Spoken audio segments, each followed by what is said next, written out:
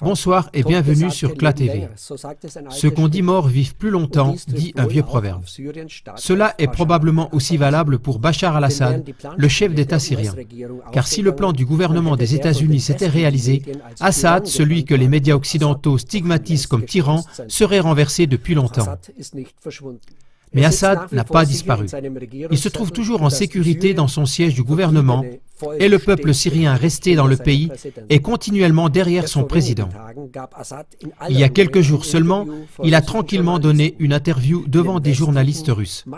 Par contre, dans les médias de masse occidentaux, Assad est passé sous silence puisqu'on ne peut pas le renverser. En tout cas, dans les médias occidentaux, on ne peut pas trouver cette interview qui apporte des faits concrets et qui éclaircit les choses. Chers téléspectateurs, nous avons compilé pour vous les déclarations les plus importantes de cette interview avec le chef d'État syrien Assad.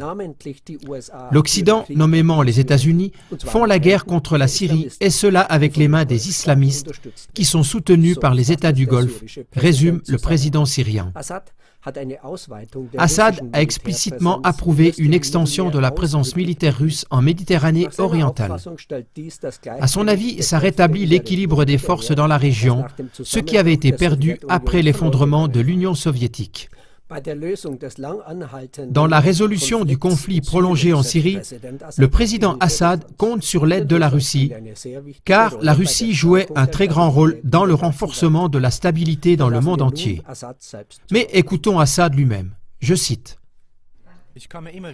Je reviens toujours à l'idée qu'il existe un lien entre la crise en Syrie et ce qui se passe en Ukraine. Premièrement, parce que les deux pays sont importants pour la Russie. Et deuxièmement, parce que dans les deux cas, le but est d'affaiblir la Russie et d'installer un gouvernement fantoche dans ces deux pays. La mentalité occidentale est caractérisée par l'impérialisme. L'Occident ne reconnaît pas de partenaire. Si un gouvernement de n'importe quel pays déplaît à l'Occident, celui-ci essaie de le remplacer ou d'éliminer son gouvernement ou son chef d'État. Mais si l'Occident poursuit cette logique, il a une idée fausse de la réalité d'aujourd'hui. Cette logique vient du passé. De nos jours, les peuples ne sont plus disposés à être régis par d'autres ou être contrôlés par un autre pays. L'Occident poursuit les mêmes objectifs, aussi bien en Ukraine qu'en Russie. Poutine ne plaît pas à l'Occident, donc il le diabolise dans les médias. Ils ont lancé une grande campagne médiatique contre Poutine. L'Occident utilise exactement la même méthode dans d'autres pays. Mais j'aimerais souligner que c'est le peuple syrien seul qui décide de son propre destin et personne d'autre. Et toutes les explications qui ont été données sur la Syrie par les États occidentaux ou leurs alliés dans la région, ça ne nous intéresse pas. C'est le peuple qui détermine la légitimité du chef d'État. La fermeté de l'État syrien vient du support du peuple syrien, dont jouit le gouvernement syrien. L'Occident ne veut pas une solution politique. Et quand je dis l'Occident, je veux dire en particulier les États-Unis, la Grande-Bretagne et la France. Concernant la Syrie, ces États s'appliquent au schéma suivant. Le pouvoir politique doit être renversé et le pays doit être transformé en une marionnette comme cela s'est passé en Ukraine. Dans sa pensée, l'Occident vit toujours à l'époque coloniale. L'Occident ne tolère pas de partenariat à égalité de droits. L'Occident veut absolument soumettre. Même au sein de l'Occident, les États-Unis n'ont pas besoin de partenaires. Les États-Unis veulent voir les Européens soumis. L'Occident prétend que la Syrie serait un État non démocratique. En même temps, l'Occident entretient de très bonnes relations avec l'Arabie saoudite, qui n'a absolument rien à voir avec la démocratie. Là-bas, ils n'ont ni élection, ni droit des femmes, ni quoi que ce soit. Et ça, tout le monde le sait. Là réside l'hypocrisie de l'Occident.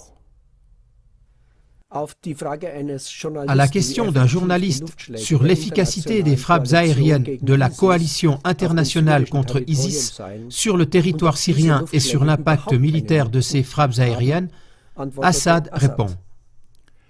La soi-disant coalition de lutte contre ISIS fait environ 10 frappes aériennes par jour en Syrie et en Irak.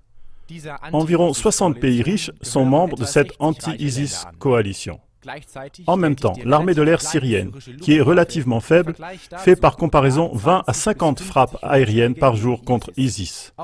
Même si on n'est pas un expert militaire, on peut quand même voir que l'anti-ISIS coalition ne poursuit pas l'objectif de combattre l'ISIS. Ces pays veulent utiliser le regroupement terroriste pour menacer et rançonner d'autres pays. Nous pouvons dire directement que, jusqu'à aujourd'hui, l'anti-ISIS coalition n'a pas encore commencé une opération antiterroriste véritable et réelle. L'armée syrienne fait plus de dommages à l'ISIS sur le champ de bataille en un jour que l'anti-ISIS coalition en plusieurs semaines. Donc, c'est uniquement de l'esbrouf. Et ce n'est pas seulement d'un point de vue militaire qu'une anti-ISIS coalition n'a aucun sens, mais c'est aussi d'un point de vue politique, parce qu'une organisation antiterroriste ne peut pas se composer des mêmes États qui soutiennent les terroristes. Il est vrai que l'armée syrienne et ses installations n'ont pas été bombardées, mais on bombarde l'infrastructure du pays, qui est la propriété du peuple syrien, ce qui a des répercussions négatives pour nous en tant que pays et que peuple. C'était la prise de position du président syrien Bachar al-Assad. Mesdames et messieurs, cette interview confirme le point de vue de nombreux journalistes indépendants au Proche-Orient.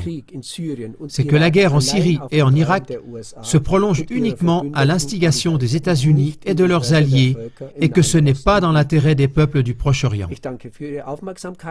Je vous remercie de votre attention pour la diffusion de notre émission. Je vous dis au revoir pour aujourd'hui avec une citation d'Oscar Lafontaine datant de 2014. Toute paix commence là où les États-Unis apprennent enfin à reconnaître le droit international. S'ils apprenaient cela, alors le premier pas vers une paix mondiale serait fait.